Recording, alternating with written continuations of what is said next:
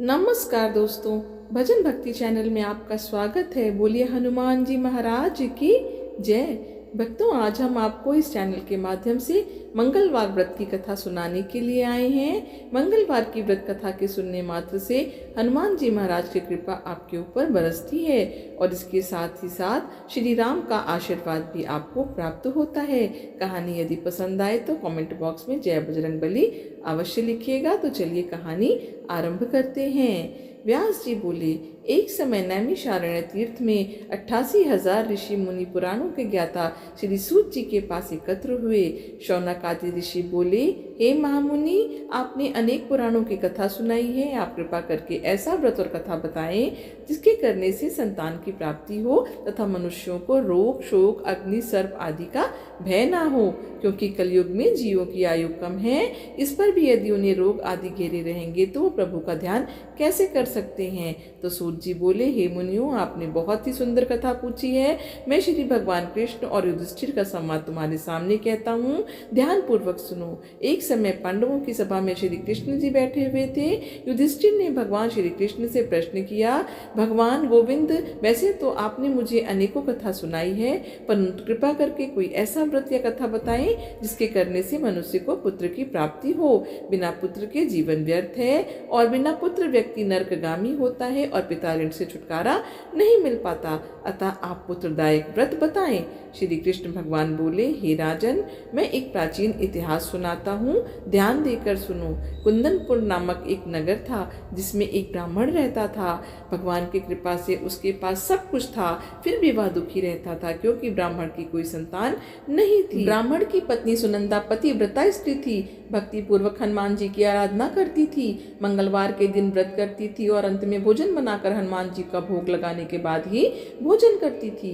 एक दिन मंगलवार के दिन ब्राह्मणी कार्य की अधिकता से हनुमान जी का भोग न लगा सकी तो ब्राह्मणी को बहुत दुख हुआ और उसने कुछ भी नहीं खाया पिया और अपने मन में प्रण करके सो गई कि अब तो अगले मंगलवार को ही महावीर जी का भोग लगाकर ही अन्न जल ग्रहण करूंगी।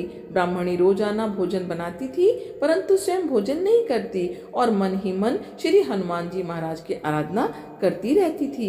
इसी प्रकार 6 दिन व्यतीत हो गए। ब्राह्मणी सुनंदा अपने निश्चय के अनुसार भूखी प्यासी रही।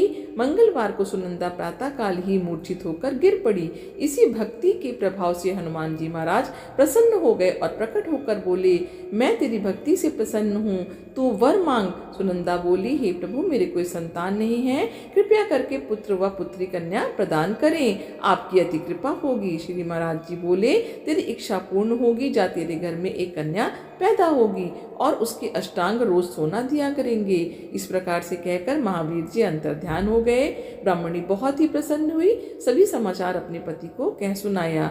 ब्राह्मण कन्या की बात सुनकर दुखी हुए, परंतु जब सोने की बात सुनी तो वो भी बहुत प्रसन्न हो गए। विचार किया, कन्या के साथ मेरी निर्धनता भी समाप्त हो जाएगी। श्री महावीर जी की कृपा से वह ब्राह्मणी गर्भवती हुई और 10वें महीने में जाकर उसे एक कन्या रूपी रत्न की प्राप्ति हुई। वह कन्या अपने पिता के घर में जिस प्रकार शुक्ल पक्ष का चंद्रमा बढ़ता है उसी प्रकार नित्य प्रतिदिन बढ़ने लगी। 10वें दिन ब्राह्मण ने बालिका का नामकरण संस्कार कराया। इस बालिका का नाम रखा गया रतनबाला। इस कन्या ने अपने पूर्व जन्म में बड़े ही विधि विधान पूर्वक मंगल देव का व्रत किया था।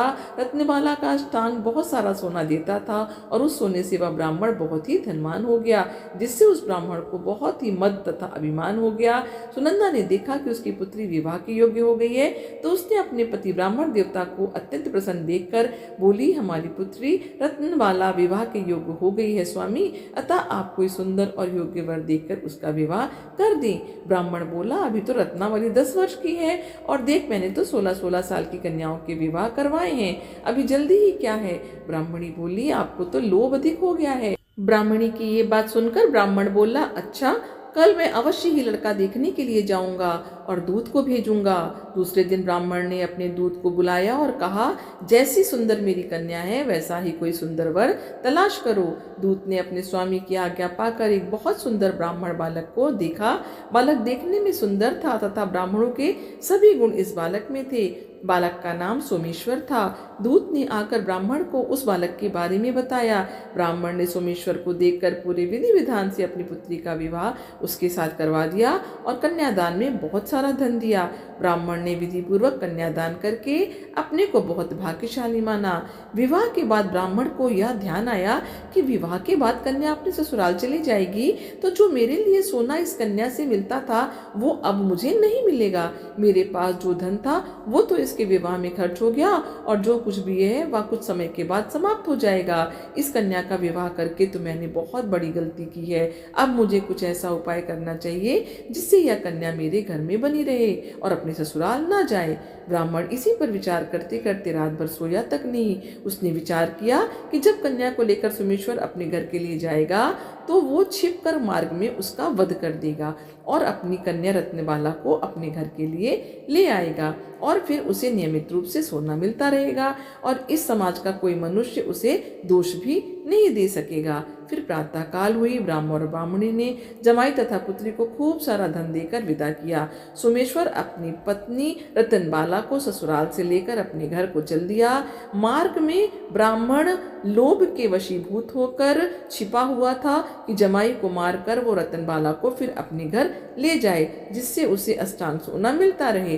ब्राह्मण ने अवसर पाकर सोमेश्वर का वध कर दिया और कन्या के पास जाकर बोला, पुत्री, मार्ग में लुटेरे ने तेरे पति का वध कर दिया है। अब तू घर चल, वहां पर ही रहकर अपने शेष जीवन को व्यतीत करना। भगवान की इच्छा के आगे किसी का कोई वश नहीं चलता है। उसे जो अच्छा लगता है वो वही करता है और भाग्य में जो लिखा है वही होगा। इसमें किसी का कोई वश नहीं है। अपने पिता के द्वारा अपने पति की मृत्यु का समाचार सुन रत्नबाला बहुत दुखी हुई और रोने लगी और अपने पिता से बोली, हे पिताजी, इस संसार में जिस स्त्री का पति नहीं है उसका जीना व्यर्थ है। मैं अपने पति के साथ ही अपने शरीर को जला दूंगी। सती होकर अपने जन्म को, अपने माता पिता के नाम को तथा सास ससुर के यश को सार्थक करूंगी। मैं अब लौटकर घर नहीं जाऊंगी। अपनी कन्या रत्नबाला के वाक्य को सुनकर ब्राह्मण के होश उड़ गए और वह बहुत दुखी हुआ। विचार करने लगा कि मैंने व्यर्थ में ही सोमेश्वर का वध कर दिया, क्योंकि रत्नबाला उसके पीछे अपने प्राण तक देने के लिए तैयार है। मुझे ना तो धन प्राप्त होगा और ना ही मेरी बेटी। मेरा तो दोनों तरफ से मरण हो गया। और यह सोचकर बहुत दुखी होकर रोने लगा। सोमेश्वर की चिता बनाई गई। सोमेश्वर की पत्नी रत्नबाला सती होने की इच्छा से अपने पति के सिर को अपनी गोद में रखकर चिता पर बैठ गई। जैसे ही अग्नि लगाई गई वैसे ही मंगलदेव प्रसन्न हो गए और प्रकट होकर बोले, हे रत्नबाला, मैं तेरी पति भक्ति से प्रसन्न हूँ, तू वर मांग। रत्नबाला ने अपने पति देव का जीवन दान मांगा।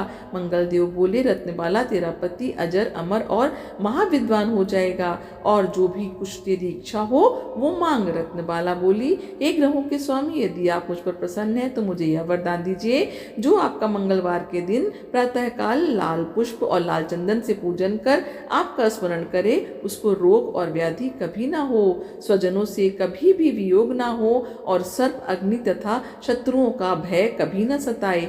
जो स्त्री मंगलवार का व्रत करे वह कभी विधवा ना हो, अनेक पुत्र और पौत्रों की प्राप्ति हो। मंगलदेव तथास्तु कहकर अंतर ध्यान हो गए। सोमेश्वर मंगलदेव की कृपा से जीवित हो गया।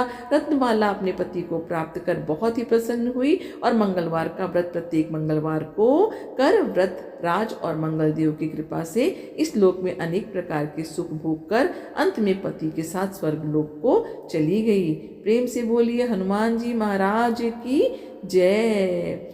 आशा करती हूँ ये कहानी आपको पसंद आई होगी। आप सभी से विनम्र निवेदन है कि चैनल को यदि सब्सक्राइब नहीं किया तो कर लीजिए, वीडियो को लाइक करिए, इसे अपनी फैमिली और फ्रेंड के साथ शेयर करिए।